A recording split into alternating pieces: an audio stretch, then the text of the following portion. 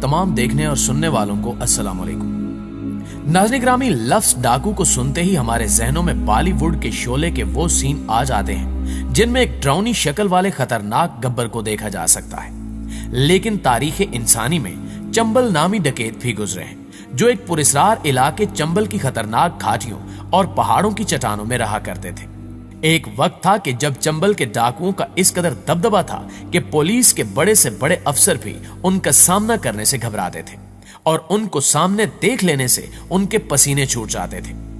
उस वादी में सिर्फ मर्द ही डाकू नहीं थे, बल्कि यहाँ कुछ ऐसी खवातीन डाकू भी थी जिनके किस्से आज भी सुनाए जाते हैं। कत्ल, लूट मार, डकैती में ये खवातीन मर्दों के बराबर थी और इन्होंने बिल्कुल मर्दों की तरह चंबल में राज किया। आज की इस वीडियो में हम आपको चंबल पर राज करने वाली एक डाकू खातून के बारे में बताएंगे, जिसके बारे में सुनकर मुमकिन है कि शायद आपको गुस्से और हैरानी जैसे मिले जुले जज्बात से गुजरना पड़े। इस डकैत खातून ने अपनी जिंदगी में क्या कुछ किया और क्या ये खातून वाकई कोई डाकू थी, ये जानने के लिए वीडियो को आखिर तक जरूर देखिएगा। और अगर आपको ये वीडियो पसंद आ जाए तो इसे लाइक करके हमारी हौसला अफजाई जरूर कीजिएगा। तो आइए चलकर वीडियो का आगाज करते हैं। प्यारे साथियों, आज हम जिस खातून का जिक्र करने जा रहे हैं उसका नाम फूलन देवी है। दरअसल फूलन देवी का शुमार भी चंबल पर राज करने वाली डाकू खवातीन में होता है। फूलन देवी 1963 में हिंदुस्तान के एक ऐसे घराने में पैदा हुई जिसे निचली जात यानी दलित कहा जाता है। उस वक्त जहां हिंदुस्तान अपने तारीखी इर्तिकाई मराहिल से गुजर रहा था, समाजी तरतीब और जात पात को फौकियत दी जाती थी, औरत उस मुआशरे में एक इंतहाई मजलूमियत वाली जिंदगी जी रही थी। यूं उस मुआशरे की निचली जात में फूलन देवी पैदा हुई। उस वक्त कोई नहीं जानता था कि ये छोटी सी बच्ची जिल्लत आमेद जिंदगी और तबकाती निजाम के खिलाफ ऐसी दास्तान रकम करेगी जिसे दुनिया भर में याद रखा जाएगा। फूलन देवी के बाप ने गुर्बत से मजबूर महज एक गाय और एक साइकिल के एवज 11 साला फूलन देवी की शादी एक 40 साला लालपति से कर दी। लालपति की पहले भी 2 बीवियां थीं जो फूलन देवी से सख्त काम लेती और तशद्दुद करती रही। एक दिन फूलन देवी को उसकी सौतनों ने मार के घर से निकाल दिया। जब वो वापस अपने वालिद के घर जा रही थी तो रास्ते में वहां के बाअसर ठाकरों ने फूलन देवी को अगवा कर लिया। वो ठाकुर फूलन देवी को 15 दिन तक जिनसी ज्यादती का निशाना बनाते रहे और एक दिन खुशकिस्मती से उस कमरे का दरवाजा खुला रह गया और फूलन देवी वहां से भाग निकलने में कामयाब हो गई। मुअज़्ज़िज़ ख़वातीनो हज़रात, ठाकरों के डेरे से भागने के बाद फूलन देवी अपने वालिद के घर नहीं बल्कि डाकुओं को एक गिरोह के पास गई और वहां के लीडर बाबा मुस्तकीम को अपने ऊपर हुए मजालिम की दास्तान सुनाई। मुस्तकीम ने फूलन देवी को अपने गैंग में रख लिया। इसका इजहार फूलन देवी ने अपने एक इंटरव्यू में कुछ यूं किया कि लफ्ज मर्द से इतनी नफरत भर चुकी थी मेरे सीने में कि मैंने बंदूक चलाने से पहले और घोड़ा दौड़ाने से पहले मर्दों को गालियां देना सीखा। बाबा मुस्तकीम एक पुलिस मुकाबले में मारा गया। इसके बाद विक्रम उस गैंग का लीडर बना। विक्रम वो शख्स था जिसे फूलन देवी मोहब्बत करने लगी थी। कुछ वक्त बाद विक्रम एक मुखालिफ गिरोह के साथ लड़ाई में मारा गया। यूं फिर फूलन देवी अपने गैंग की लीडर बनी, जिसे आज दुनिया में बैंडिट क्वीन के नाम से भी पुकारा जाता है। अपने गैंग की मलका बनने के बाद फूलन देवी 1981 में वैलेंटाइन डे के मौके पर अपने गैंग के हमरा उसी जगह गई जहां ठाकुर उसका रेप करते रहे थे। वहां ठाकुर शराब पार्टी मना रहे थे जब फूलन देवी ने 24 ठाकुरों को वहां से घसीट कर रोड पे डाला और खुद अपनी बंदूक से उन पर गोलियां बरसाई, जिससे 22 ठाकुर कत्ल हो गए। लेकिन फूलन देवी ने इन कत्लों का हमेशा इनकार किया। फूलन देवी का रौब और दबदबा इक्तिदार के ऐवानों तक जा पहुंचा और उस वक्त खुद इंदिरा गांधी ने यह कहा था कि अगर आप फूलन देवी को गिरफ्तार नहीं कर सकते तो उससे कोई डील करवा लें। 1983 में फूलन देवी ने खुद अपने आप को पुलिस के हवाले किया और 1984 तक वो जेल में रही। 1994 में लोकसभा के इलेक्शंस में फूलन देवी ने इलेक्शन जीता और लोकसभा की रुकनियत हासिल कर ली और दोबारा फूलन देवी ने इलेक्शन जीता।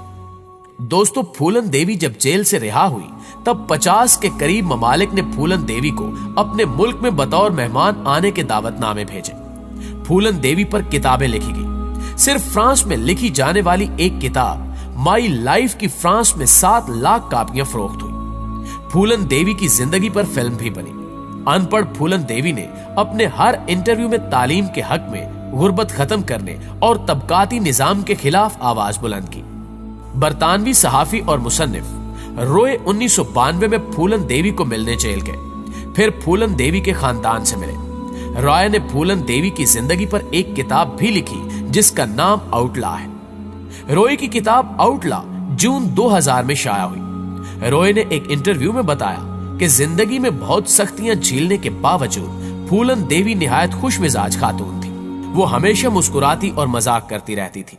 उनका कहना था कि मेरे ख्याल में उसके साथ नाइंसाफी हुई थी और जिसकी वजह से उसको 9 साल जेल काटनी पड़ी, और इसी वजह से फूलन देवी पर बैंडिट क्वीन नामी फिल्म बनाएगी। इस फिल्म में दिखाया गया कि वो कत्लो गारत में मुलविस थी, जबकि फूलन देवी ने हमेशा इससे इनकार किया और इस फिल्म के बाद भी उस पर ये इल्जामात साबित नहीं हुए। उसका हमेशा कहना था कि इन हलाकतों में उसका हाथ नहीं था।